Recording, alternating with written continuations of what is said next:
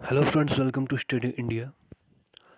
और दोस्तों, आज हम जैसे हमने गुप्तकाल कंप्लीट किया, आज हमारी भारतीय इतिहास सीरीज का एंशियंट हिस्ट्री का जो हमारा नया टॉपिक है वो है गुप्तोत्तर काल। ठीक है, तो ढंग से पढ़ेंगे। तो इसमें जो इम्पोर्टेंट है गुप्तोत्तर काल में वो है वर्धन वंश। ठीक है, आपने हर्ष का नाम सुना होगा। ठीक है, तो उसी के आज ये वंश है, उसके बारे में हम बात करेंगे। ठीक है, तो शुरू करते हैं बिना देरी किए हुए। ठीक है, तो हर्ष से पूर्व वर्धन वंश की जानकारी जो मिलती है वो थानेश्वर से मिलती है। ठीक है, थानेश्वर जो राजधानी रही, हर्ष से पूर्व वर्धन वंश की जो राजधानी कहाँ थी, थानेश्वर थी। ठीक है, और हर्ष के शासनकाल में राजधानी कन्नौज बनाई गई। ठीक है, हर्षवर्धन से पूर्व उनके जो पिता ने यह वंश की स्थापना करी थी। उसके बाद उनके जो बड़े भाई थे उन्होंने भी शासन किया। उसके बाद हर्ष आए। ठीक है, तो पढ़ेंगे इसमें हर्षवर्धन का काल 606 ईस्वी से 647 ईस्वी। ठीक है,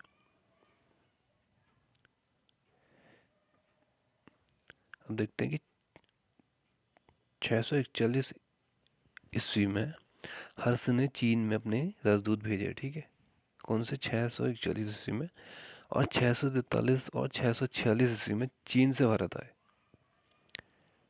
ठीक है, 641 में उन्होंने चीन भेजे अपने राजदूत, और वो चीन से वापस कब आए, 647 से 646 ईस्वी में। हर्षवर्धन ने कश्मीर के राजा से महात्मा बुद्ध के दंत अवशेष मंगवाए। हर्षवर्धन महायान शाखा, ठीक है, बौद्ध धर्म का अनुयायी था। उसमें भी किसका, महायान शाखा। ह्वेनसांग ने शूद्र के लिए कृषक शब्द का प्रयोग किया है। ठीक है, ह्वेनसांग किसके शासनकाल में आया था, हर्ष के शासनकाल में आया था। ठीक है, अब देखते हैं हर्षवर्धन की रचनाएं। प्रियदर्शिका, रत्नावली और नागानंद, ये तीनों जो रचनाएं हैं हर्षवर्धन की है। ठीक है, इसलिए जो है हर्षवर्धन को साहित्य सम्राट की उपाधि भी दी गई है। और हर्ष के शासनकाल में एक युद्ध और शांति का अधिकारी था, उसका नाम था अवंती। ये मोस्ट इम्पॉर्टेंट है, ये जरूर पूछा जाने की संभावना है इसकी। ठीक है, अवंती एक अधिकारी का नाम था जो हर्ष के शासनकाल में युद्ध और शांति स्थापित करता था। तो जैसा आपने देखा है कि मगध वंश नहीं, मगध जो साम्राज्य था, ठीक है, उसमें से सबसे इम्पोर्टेंट क्षेत्र था वो क्या था, मगध था। तो मगध के लिए वहाँ युद्ध होते थे कि मगध में, मगध वाला क्षेत्र जो मिल जाए किसी को तो वो बहुत शक्तिशाली हो जाता था। ठीक है, चाहे वो आर्थिक दृष्टि से देखा जाए, चाहे व्यापार की दृष्टि से देखा जाए, चाहे कृषि की दृष्टि से, हर दृष्टि से मगध एक संपन्न क्षेत्र था। ठीक है, ये तो बात थी मौर्य काल के टाइम की। लेकिन गुप्तोत्तर काल में मगध नहीं, गुप्तोत्तर काल में कन्नौज जो एक क्षेत्र था उसकी महत्वता बहुत अधिक थी। इसीलिए कन्नौज के लिए एक संघर्ष हुआ जिसे हम त्रिपक्षीय कन्नौज संघर्ष कहते हैं। ठीक है, कन्नौज एरिया को पाने के लिए जगह जगह जो राजवंश होते थे उनमें होड़ मची रहती थी।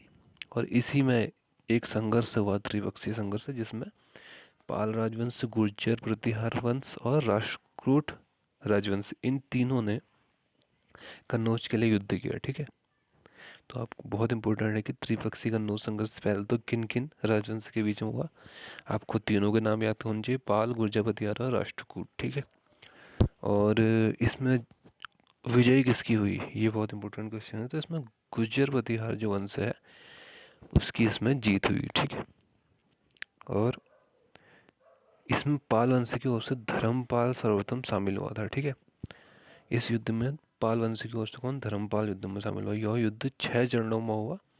गुज्जर प्रतिहार राजवंश की इस त्रिपक्षीय संघर्ष में विजय हुई। आपको ये 3-4 पॉइंट जरूर याद करने हैं इसके। ठीक है,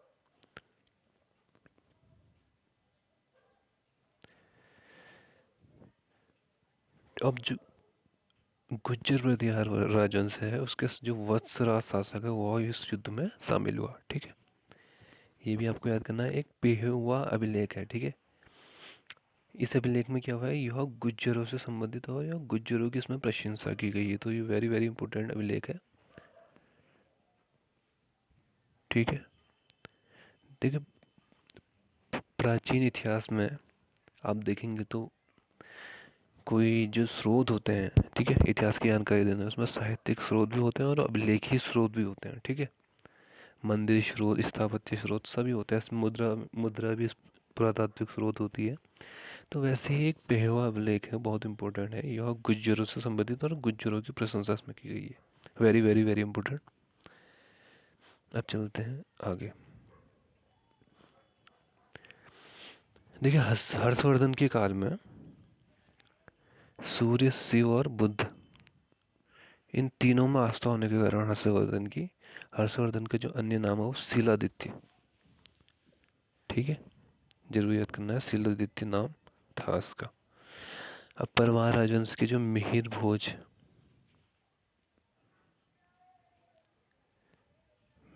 भोज थे, उनका अन्य नाम क्या था, आदिवराह। ठीक है, अरब यात्री सुलेमान के अनुसार मिहिर भोज मुस्लिम धर्म के कट्टर विरोधी था। ठीक है, लिंगायत संप्रदाय का उदय गुप्तोत्तर काल में हुआ। ठीक है, लिंगायत संप्रदाय क्या है,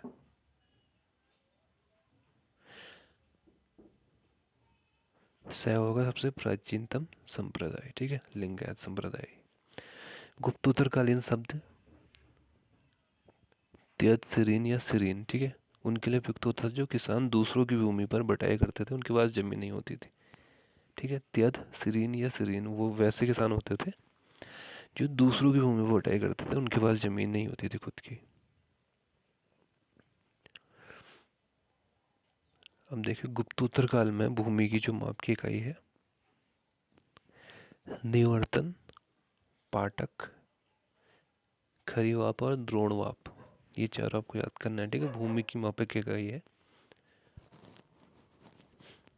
और रहट और अरहट जो है वो सिंचाई करने के साधन थे। ठीक है,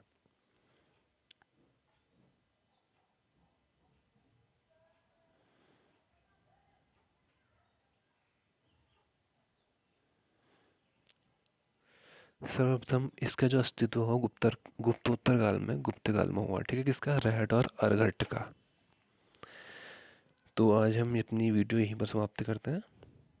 ठीक है, ज़्यादा लंबी वीडियो बनाने से अच्छा है कि हम इसे 2 पार्ट में बनाएंगे। ठीक है, तो ये पार्ट 1 है गुप्तोत्तर काल का, इसका नेक्स्ट जो होगा पार्ट 2 हम अगले नेक्स्ट डे में देंगे। तब तक के लिए धन्यवाद।